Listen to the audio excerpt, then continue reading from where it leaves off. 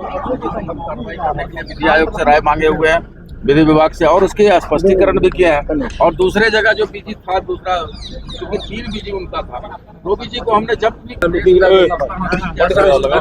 थोड़ा डाउन करिएगा। अच्छे दिन किधर है भैया, भाई? पुराने दिन ही लौटा दो। अच्छे दिन किधर है? पुराने दिन ही लौटा दो।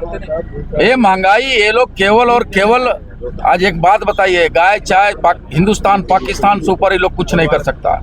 सिर्फ गाय चाय हिंदुस्तान पाकिस्तान। शायद अगर पाकिस्तान न बनता तो शायद इस राजनीति भी उनकी पूरी नहीं हो पाती।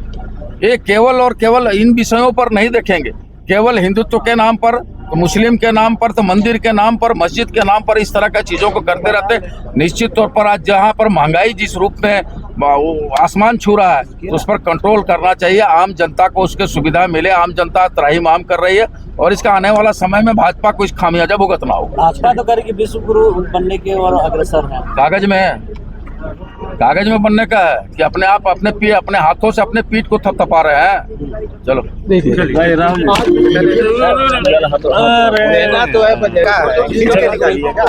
आप लोग किस रूप में देखते हैं? One nation one election. अभी इसका हम लोग पार्टी स्तर पर मंथन करेंगे, उसके पश्चात हम लोग निर्णय लेंगे। कौन है भाई? आप लोग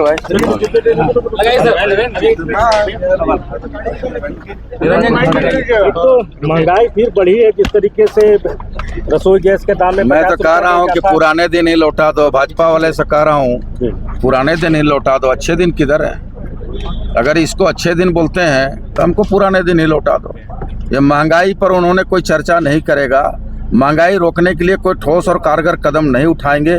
केवल हिंदुत्व के नाम पर, हिंदुस्तान पाकिस्तान के नाम पर केवल लड़ाई लड़ेंगे, लोगों को लड़ाने का काम करेंगे और अपनी राजनीतिक रोटी सेकने का काम करेंगे। 160 करोड़ की वित्तीय अनियमितता की बात आपके विभाग से आ रही है, जो ऑडिट रिपोर्ट आया है उसमें इस बात का जिक्र है। देखिए, वो विधानसभा में उस मामला को आ चुका है और उसमें कई पदाधिकारी पर कार्रवाई हो चुका है। शायद उनको जानकारी तथ्यों की नहीं थी, लेकिन ठीक है, अगर भ्रष्टाचार हुआ है तो दोषी निश्चित तौर पर नहीं बख्शे जाएंगे। कई पदाधिकारी पर कार्रवाई होगी।